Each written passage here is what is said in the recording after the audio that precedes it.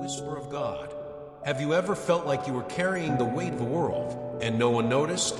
You wake up with a sigh, already exhausted before your feet touch the ground. Your mind races, chasing yesterday's regrets and tomorrow's uncertainties.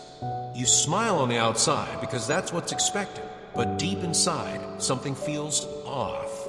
Heavy, tight, as if your soul is holding its breath. And in the middle of that silent storm, maybe you've heard it too. A quiet whisper, not loud, not demanding, but gently persistent, saying, "This isn't the life you were made for." Not a voice of shame, not of judgment, just an invitation. A sacred nudge from the one who knows your heart better than you do. It's like God leaning in, not to correct you, but to draw you close. You see, we live in a world that praises strength, rewards hustle, and idolizes control. We're told to keep it together. Be the strong one. Fix it. Plan it. Handle it. And somehow, in the middle of all that pressure, we've come to believe that being in control is the same as being safe. But here's the truth. That burden you're carrying, that constant tension in your chest, the ache in your jaw, the tiredness sleep can't fix, it's not strength, it's survival. And beloved, you weren't made to survive. You were made to breathe, to feel joy without guilt, to rest without fear.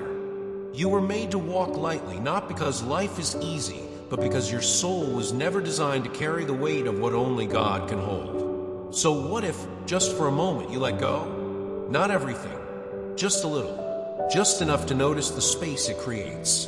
The whisper doesn't ask for perfection. It doesn't require answers. It just asks, will you come closer?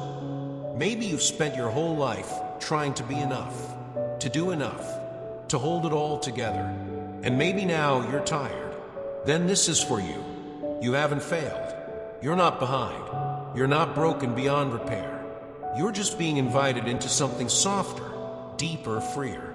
God is not far. He's not waiting for you to figure it out. He's already here in the quiet, in the questions, in that small space between your racing thoughts, saying, "Let me carry what was never yours to hold." Let's begin there, not with striving, but with surrender, not with control, but with trust, not with answers, but with a whisper. You were never meant to carry the world. Have you ever asked yourself, why does everything always fall on me? The plans, the people, the problems. It's like somewhere along the line, you silently took on a role you were never cast for. The fixer of everyone's life, the protector of all outcomes, the one who keeps everything from falling apart. Maybe you didn't choose it. Maybe it was chosen for you, by circumstance, by expectation, by survival. But now here you are, feeling the weight of things no one else even sees. Holding together not just your own life, but everyone else's, and it's exhausting. Here's the truth that no one talks about. You were never meant to carry that much. Some of the burdens you wake up with every day weren't even yours to begin with. That knot of anxiety in your chest, that tension you feel when things aren't just right, that constant feeling that if you let go for even a second, everything might fall apart, those are signs not of weakness, but of misplaced responsibility. You've been gripping so tightly to people, plans, timelines, and outcomes, thinking if you just try harder, stay alert, care more, you'll finally feel safe. But safety doesn't come from control. It never has. It comes from surrender. I know, that word, surrender, feels like losing, like giving up. But in the kingdom of God, surrender isn't weakness. It's wisdom and your strength. It was never meant to be proven by how tightly you can hold on, but by how bravely you can let go. Imagine this for a moment. What if the anxiety you feel is actually an invitation from God? Not a punishment, not a rebuke, but a whisper saying, this thing you're clinging to was never yours to carry. It's like a parent watching their child trying to lift a suitcase twice their size, lovingly stepping in, not to scold, but to say, let me take that for you. You don't have to keep performing.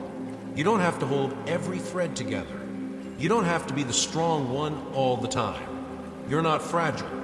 You're just tired from trying to do what you were never designed to do alone. So maybe today is the day you pause, take a deep breath, and ask yourself, what am I carrying that was never mine to begin with? Because when you dare to loosen your grip, you might just find a hand already reaching toward you, not to punish, but to hold.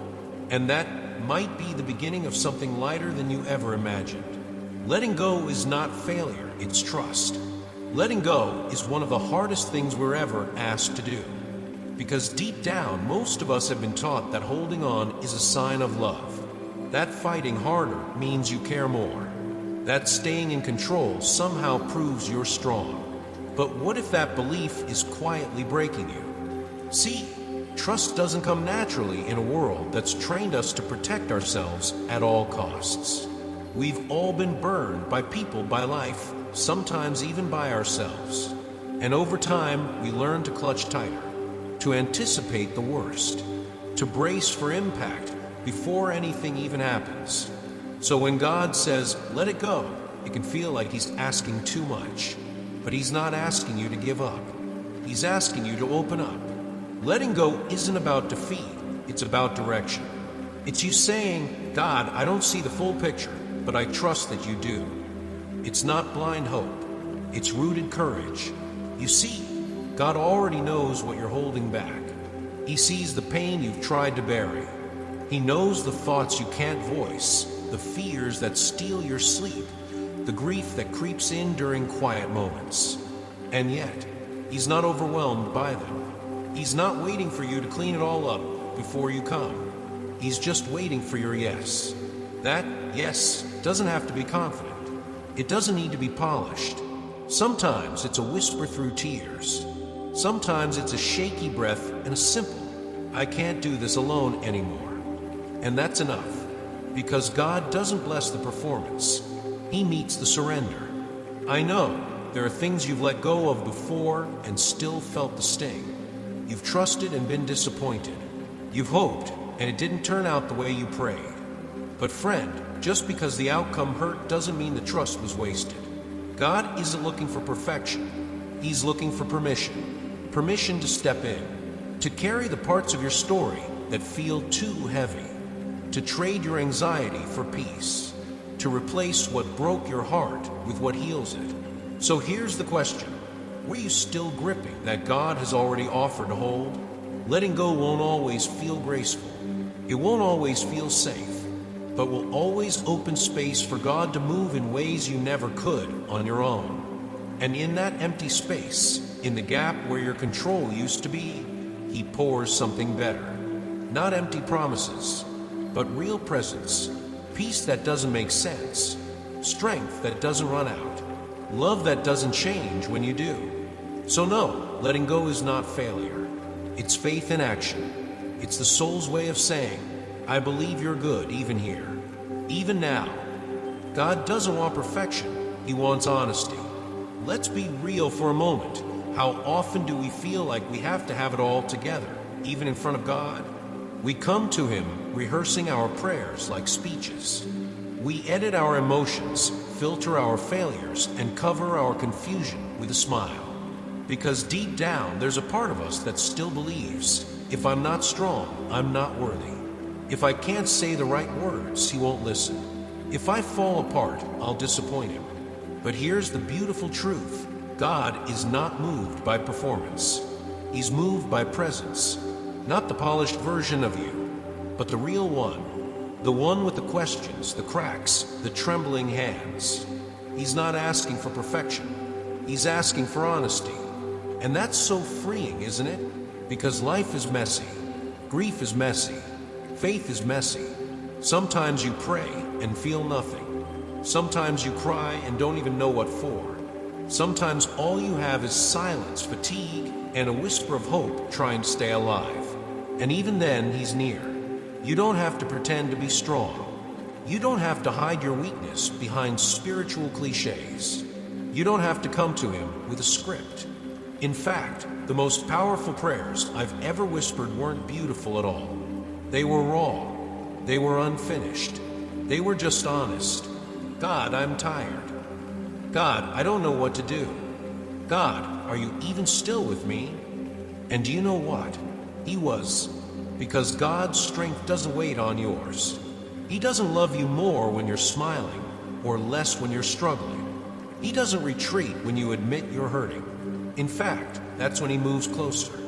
You see, when you're at your end, when you finally lay down the mask and say, "Here I am unfiltered," that's where intimacy begins. That's where his grace pours in. That's where your soul exhales.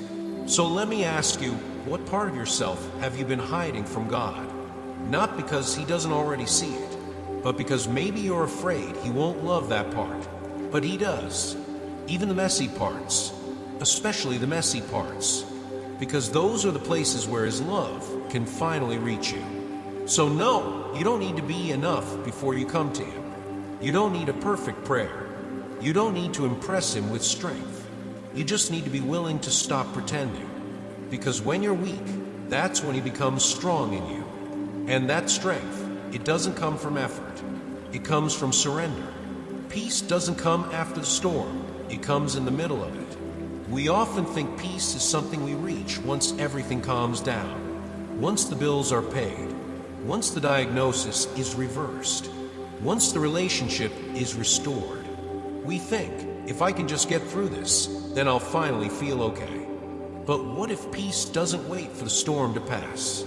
What if real peace, the kind that anchors your soul, doesn't arrive when the chaos ends, but when you finally stop fighting it alone? Because sometimes the miracle isn't that the winds stop blowing. It's that you can still breathe in the middle of them. Let me ask you something. Have you ever gone through a season where nothing made sense, but somehow you still had moments of calm? A strange sense of clarity that didn't match your circumstances? That's not coincidence. That's presence. That's what peace from God feels like. It's not loud. It doesn't shout above the noise. It moves quietly, beneath the surface, beneath your panic, beneath your fear, settling into the deep places of your heart. We often confuse peace with control. We believe that if we could just manage every outcome, we'd feel secure.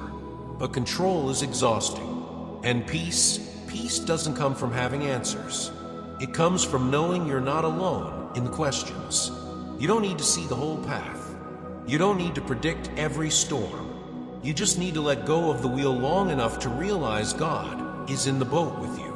Peace is not the reward after endurance. It's the companion during surrender. And here's something important.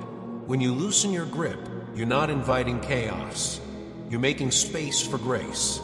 You're saying, "God, I trust you more than I trust my fear." And that kind of trust opens the door to a stillness that doesn't depend on your surroundings, only on his presence. I know that sounds almost too good to be true. How can there be peace when everything's falling apart? Because peace was never meant to be circumstantial. It was always meant to be relational. It's not about what's happening around you. It's about who is with you in it. So maybe today, peace doesn't look like a solution. Maybe it looks like surrender. Maybe it sounds like a quiet prayer through tears.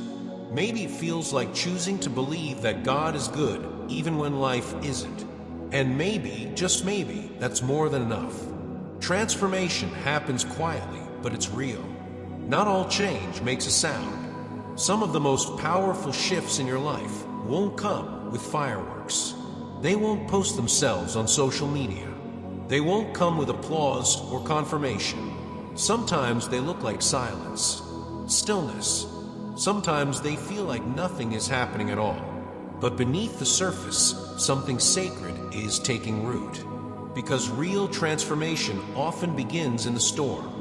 We assume that growth only happens when everything is calm, when we have time to reflect, space to breathe, clarity to plan. But the truth is, some of your deepest becoming is happening when your world feels the most uncertain. It's in those moments when you don't have answers, but you choose to trust anyway. It's when your prayers feel small, but you whisper them anyway. It's when your heart is weary, but you still show up and say, "God, I'm here." That's faith. Not the kind that shouts or shines, but the kind that stays. The kind that holds on when everything else wants to let go. And that kind of faith, it forms slowly, quietly, unseen, but is no less real. In fact, the soil of struggle often grows the strongest roots. You may not notice the change in the mirror. You may not feel like you're any stronger. But the very fact that you're still walking, still believing, still breathing through the weight of what you can't explain, that's transformation. You are not the same person you were a year ago. Not even the same person you were yesterday. Every surrendered fear, every humbled expectation, every moment of letting go has shaped you, not into someone perfect, but into someone deeper, more tender, more trusting. You are being refined in ways you can't yet see. And maybe that's why God doesn't always rush the process, because He's not interested in fast change. He's after lasting change. The kind of transformation that doesn't just adjust your behavior, but heals your beliefs, reshapes your soul, teaches you how to breathe differently, live differently, love differently. So if today feels uneventful, if your breakthrough hasn't come, and the silence feels deafening, don't mistake that for absence. God is still working, even here, even now. You are not stuck. You are being remade. And when the time is right, what has been hidden will bloom, not because you forced it, but because you allowed it. So stay the course. Don't underestimate the power of what's unfolding in the quiet, because the most sacred transformations don't come with noise. They come with surrender. This is a journey, not a destination. We live in a culture obsessed with outcomes, finish lines, results, closure. We want things to be neat, complete, and preferably fast.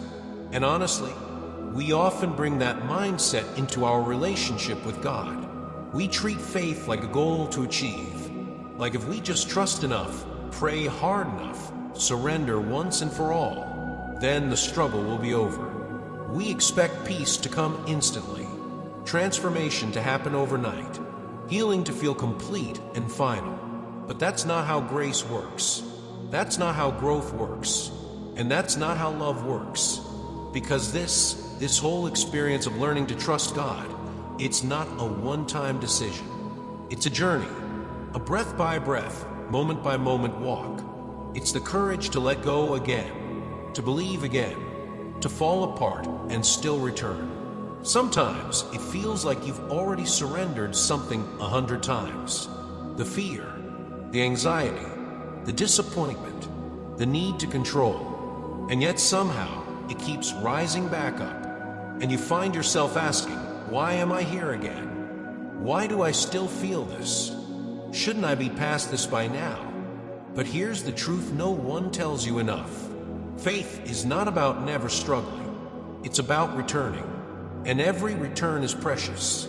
God doesn't sigh when you come to Him with the same old burden. He doesn't roll His eyes when your doubt shows up again. He welcomes you, each and every time. Because to Him, your repeated surrender is not a failure. It's devotion. It's not weakness that you're still wrestling. It's evidence that you're still choosing Him. Even when it's hard. Even when nothing around you has changed. Even when the answers feel distant and the silence is long. That kind of faith, tender, trembling, persistent, is more powerful than we realize. The truth is, some days the bravest thing you can do is simply stay. Keep showing up. Keep offering God your heart, even when it's a mess. And yes, there's beauty in the big moments of breakthrough. But there is deep, holy beauty in the quiet in-betweens too. Because that's where your soul learns the rhythm of trust. Not in one giant leap, but in 1,000 small steps. So if today feels like a loop, if you're surrendering something for the 10th time, know this. God isn't measuring your faith by how fast you heal. He's measuring it by how often you come back to Him. You're not behind. You're not doing it wrong. You're just walking. And He's walking with you. Every step, every sigh, every shaky yes. This is a journey, not a destination. And you're already on the path of grace. From self-protection to letting God heal. We all carry wounds. Some are visible, loss, betrayal, failure.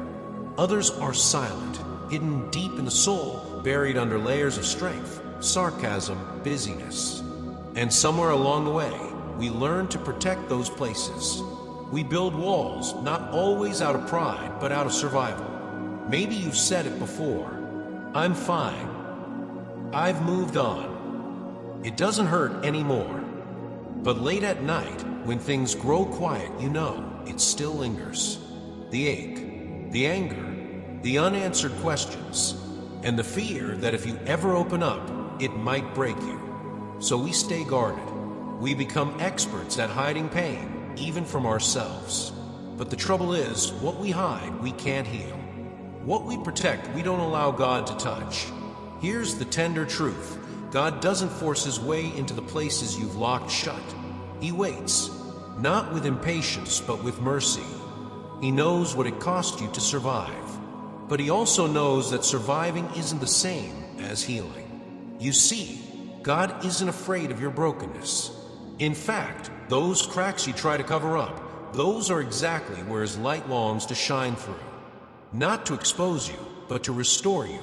We think healing means forgetting. But God's kind of healing doesn't erase the past, it transforms it. He doesn't say, let's pretend that never happened. He says, let me walk with you through what happened and bring beauty from the ashes. And it's not instant. Healing is messy. It's letting go of control. It's facing what you swore you'd never feel again. It's trusting that God can do more with your pain than you ever could with your silence.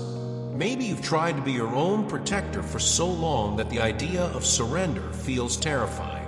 But friend, protection without God's presence is just isolation in disguise. What if healing doesn't begin when the pain disappears, but when you invite God into it?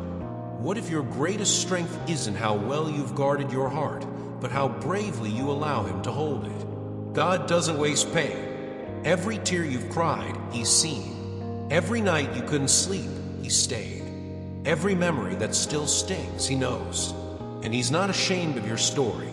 He's writing redemption into it. So today, if all you can do is whisper, God, this still hurts, that's enough. That's a beginning. That's healing in motion. Not because you fixed it, but because you finally stopped hiding it. This isn't the end, it's the beginning. There's a strange kind of freedom that comes when you finally stop trying to hold it all together. Maybe you've reached that point, the point where your strength feels spent, your plans didn't work out, and your grip on control has slipped through your fingers like sand. And yet, instead of falling apart, something surprising happens. You begin to breathe again. Not the shallow breath of survival, but the deeper rhythm of someone being held, not by their own doing, but by the quiet hands of a faithful God. Because maybe, just maybe, the moment you let go wasn't a breakdown. It was a breakthrough. See, we're told to chase certainty, to figure things out, to plan every detail, to fix every flaw, to hold everything close. But what if true life doesn't begin when you master it, but when you release it? God never asked you to hold everything together. He simply asked you to let him hold you. There's a reason your soul has always longed for peace, not just escape, but restoration. There's a reason you've sensed there's more to this life than surviving, because you were not created to live on edge, always compensating, always performing, always fearing that one wrong move will cause everything to collapse. No, you were created to live as someone kept, not by outcomes, but by presence, by his presence. Letting go is not a sign that you've lost. It's a sign that you've trusted. And that trust, it speaks louder than any answer, any perfect plan, any certainty. It says, God, even when I don't know what's next, I believe you're already there. That's not the end of your story. That's the beginning of a better one. One where you walk forward, not because everything is fixed, but because you're no longer walking alone. One where your wounds become wisdom, where your silence becomes songs, where your surrender becomes strength, not the kind that intimidates, but the kind that sustains. And here's something holy to remember. When you choose to let go, you're not just freeing yourself, you're lighting the path for someone else too. There are people watching your courage, quietly hoping that if it's possible for you, maybe it's possible for them too. You don't need every answer. You just need to take the next step. And the good news? God's not waiting at the finish line. He's already holding your hand, right here, right now. So if you've been asking, is this the end? No, friend. This is the beginning. The breath of freedom, living the rhythm of trust. There's a moment, quiet but undeniable, when you realize that letting go wasn't the end of your strength. It was the beginning of your healing. You see, in a world that glorifies control, we've been taught that surrender equals failure. That if we stop trying to fix everything, we've somehow lost. But what if surrender isn't weakness? What if it's worship? What if the greatest strength doesn't come from holding on tighter, but from finally resting in the arms that were always holding you? You were never meant to carry it all. You were never asked to figure it all out. You were simply invited to trust. To trust that God doesn't abandon you when you're weary. To trust that even when you can't see the way, He is still walking with you. To trust that His presence, not your performance, is what secures your peace. Because real peace, God's kind of peace, doesn't arrive after everything gets better. It shows up in the middle of the chaos, whispers in the dark, and wraps around your exhaustion like a warm blanket on a cold night. It's not a formula, it's a presence. It's not earned, it's given. And all it takes is your yes. From this moment on, you don't have to live based on results. You can live based on relationship. You can walk through uncertainty without fear, because the one who holds tomorrow is already holding you. That's what freedom feels like. It's not loud. It's steady. It's not flashy. It's faithful. It's not perfection. It's peace. And maybe today, all you need is one deep breath, the kind that reminds your soul, I don't have to hold it all anymore, because I am already being held. Friend, that's not weakness. That's holy strength. That's not giving up. That's growing in grace. That's not the end of your story. It's where your truest life begins. So breathe. Let go. Trust the rhythm. And remember, you are not alone. You are not forgotten. You are deeply, constantly, and eternally